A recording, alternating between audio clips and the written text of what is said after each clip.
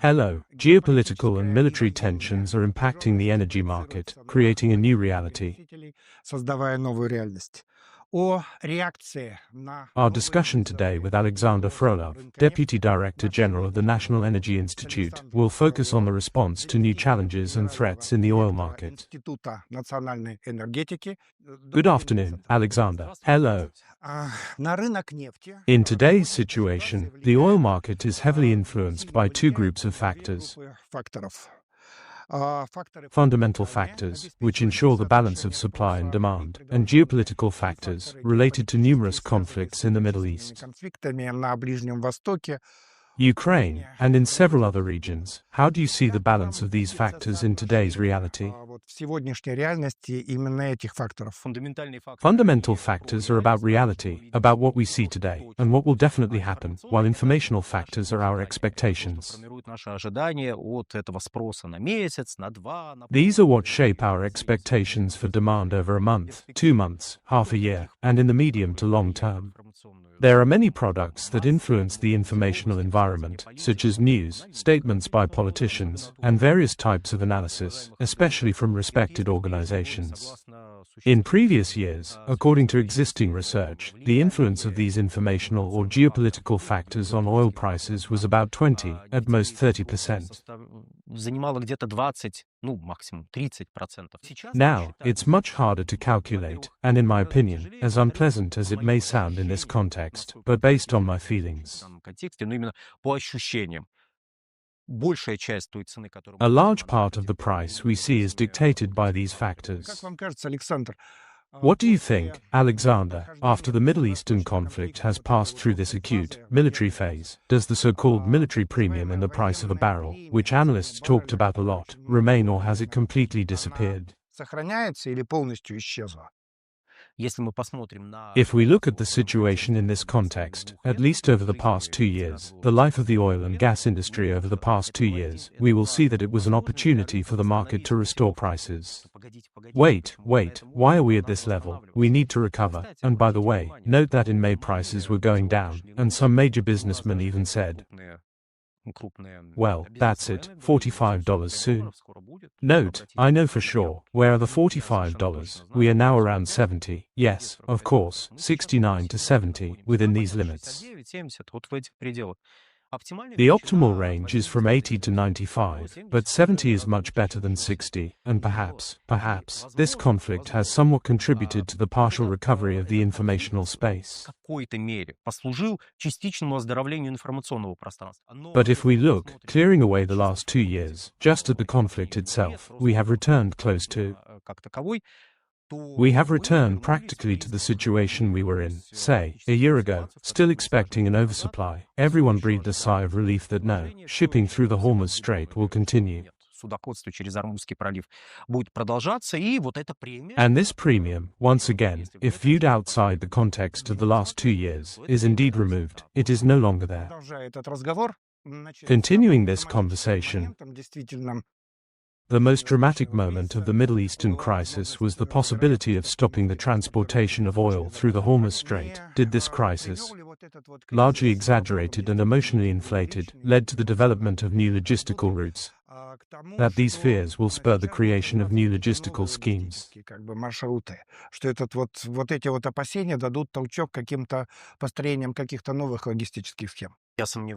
I doubt it because the Hormuz Strait is the only real pressure point for the global economy, not just energy, but the economy as a whole. Blocking the Hormuz Strait would bring the entire global economy to its knees immediately. This risk has been recognized for decades. Everyone knows that yes, there is such a possibility.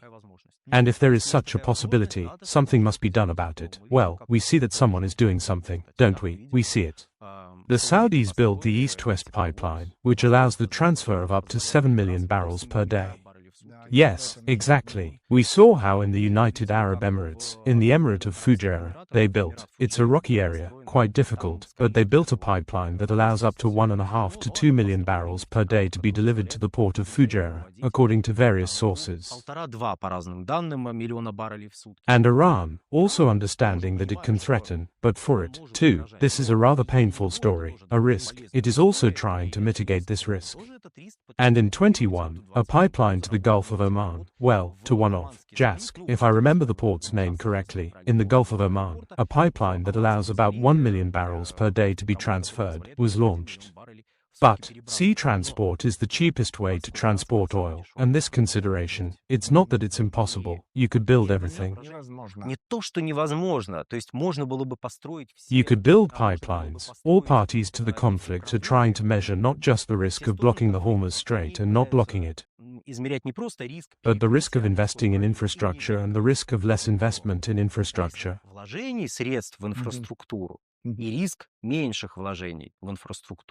The Middle Eastern crisis, as we know, was followed by the Ukrainian one, known for Trump's ultimatum, imposing high tariffs on consumers of Russian energy resources. Please tell us, in your opinion, how did the market react to these new challenges and threats?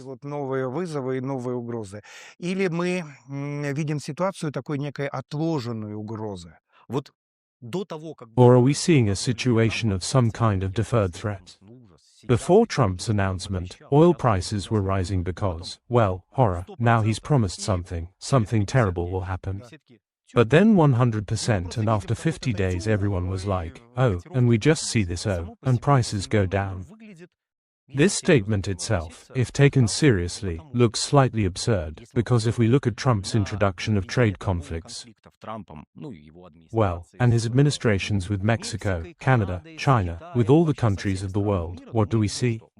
We see not just statements, we see some publications, some description of the mechanism, how it will work, on which categories of goods it will apply, when it will start, how it will work. So we see some legal work, and here comes a person, says, it will be like this, fine. Can we read about the conditions that must inevitably be prescribed if such a system is created?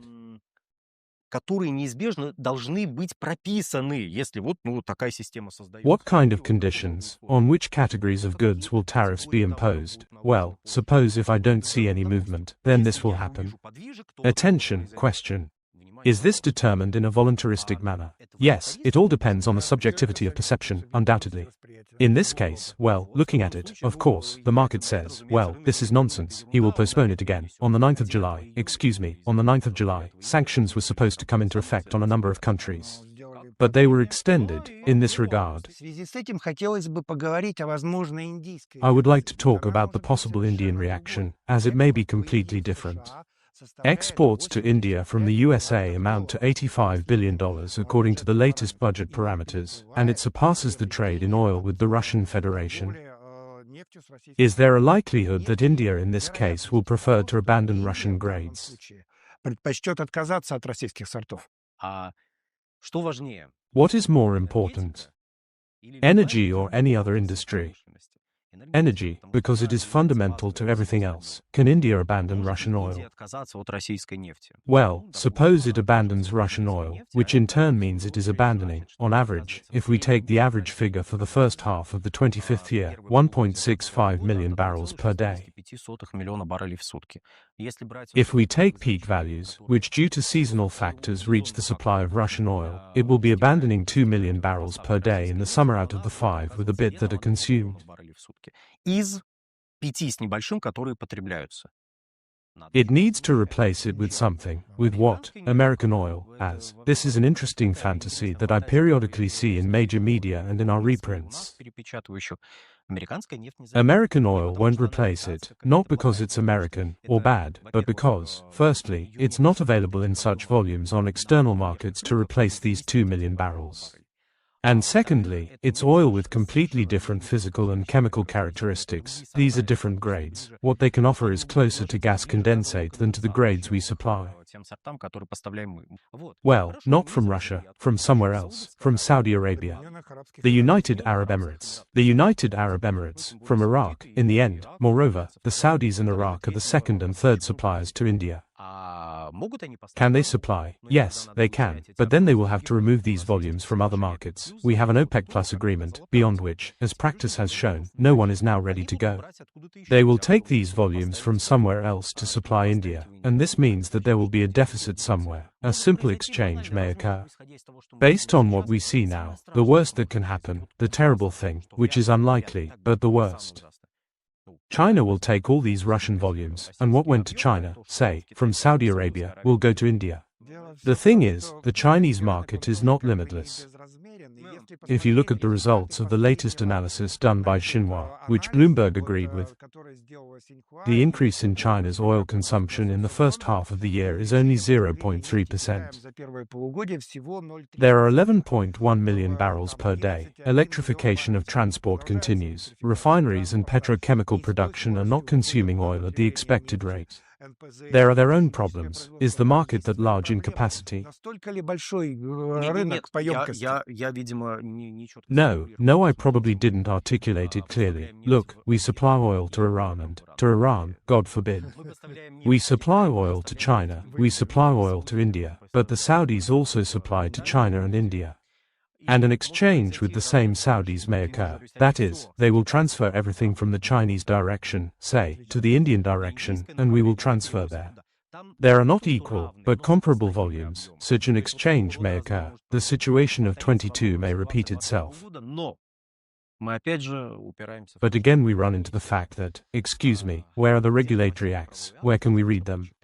A good thesis.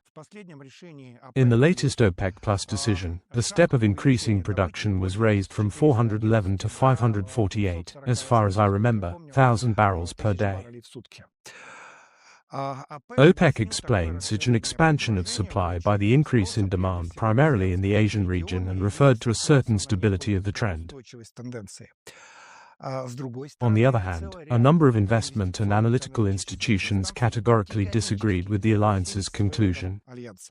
Goldman Sachs, Bloomberg announced a possible slowdown in economic dynamics and the formation of a supply surplus in the second half of the year up to 1 million barrels and more. Whose arguments seem more convincing to you in this situation, OPEC or its opponents? Well, look, OPEC is the only one of those you listed who makes money from it. They make money directly from the oil itself.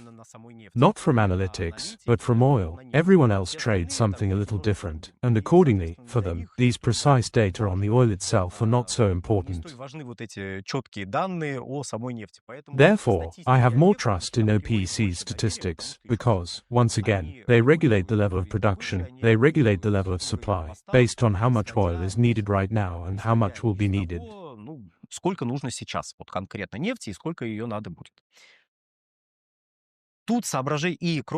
These are the considerations, and besides, OPEC Plus stated their position, supplemented their position with the following thesis: if suddenly we are wrong,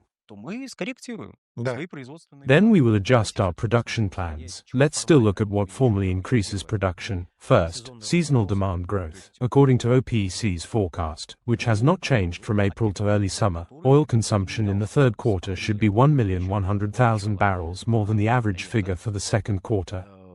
Потребление нефти в третьем квартале должно было на 1 миллион 100 тысяч баррелей быть больше среднего показателя второго квартала.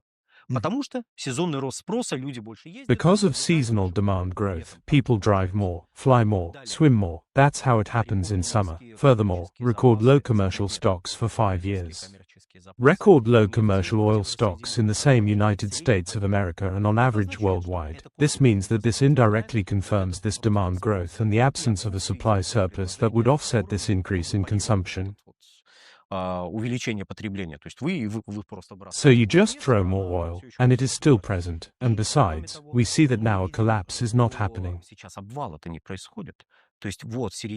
So, in the middle of summer, production has already increased. I saw attempts to analyze the current situation from the position that they increased less than expected.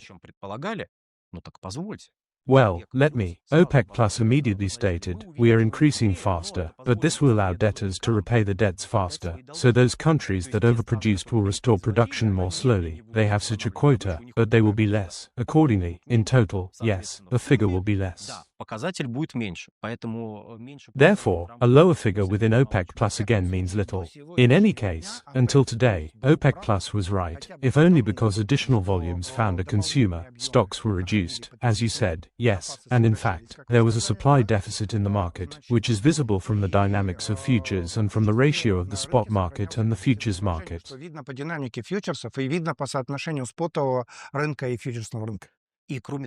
And besides, here's another argument. I understand the major analysts, especially those associated with financial capital, who predicted a sharp slowdown in the global economy. After all, they looked at, well, they took seriously this trade war dynamic, which was outlined back in winter. They were right in the assumption itself, but they were wrong in assessing the determination of the American authorities to conduct this trade conflict with that dynamic. Понятно. И тем не менее, Александр, наверное, все-таки... I see, and yet, Alexander, it is probably necessary to say that the likelihood of a supply surplus on the market still exists, and perhaps the September increase by another 520 or 540 barrels may indeed be the last this year, as is being discussed in the analytical field today. No, maybe, I'm not even arguing here. There are negative, there are risks that exist, and they cannot be ignored. It's just that right now there is no surplus.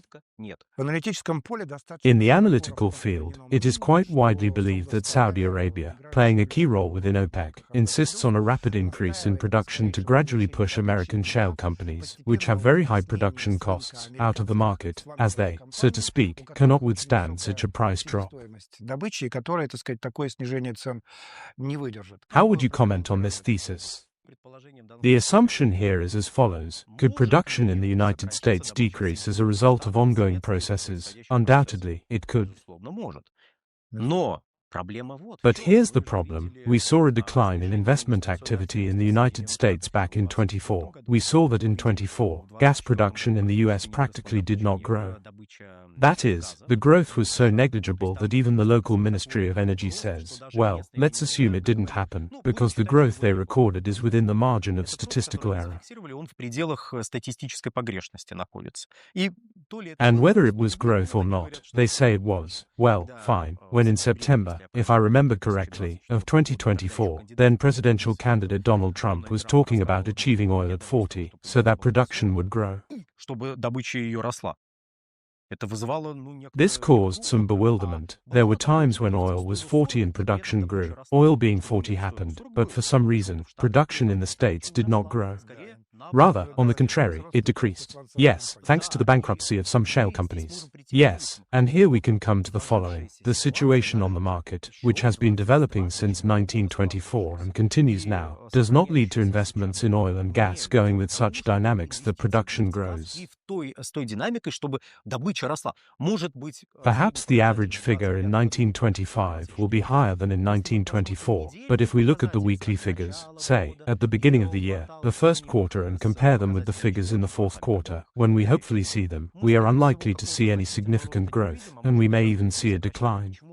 What does this lead to? Because, as I recall, it was Saudi Arabia that provoked the final decision to restore production within OPEC+, within the framework of 8 countries from those states that signed the OPEC+ agreement, deciding, or rather, taking on voluntary commitments for additional production cuts. That is, there are quotas, and there is an additional reduction made by these 8 countries. So, the growth within these 8 countries, the final decision on it was made in December 2024. And by that time, investment activity in the US in oil and gas was already low, and all forecasts indicated that it would continue to decline. The price conditions are not such that money would flow more. Rather, everyone is starting to, how to say, cut costs. So, we come to the point that we should not confuse after and because of. Could oil production in the United States decrease? It could. Could gas production decrease? It could. Will Saudi Arabia fill this niche? No. Did it deliberately cause it to fall? No. The current situation shows that the more stable countries are those in OPEC+, not because they are so remarkable, but because geology is in their favor. The transport component is in their favor.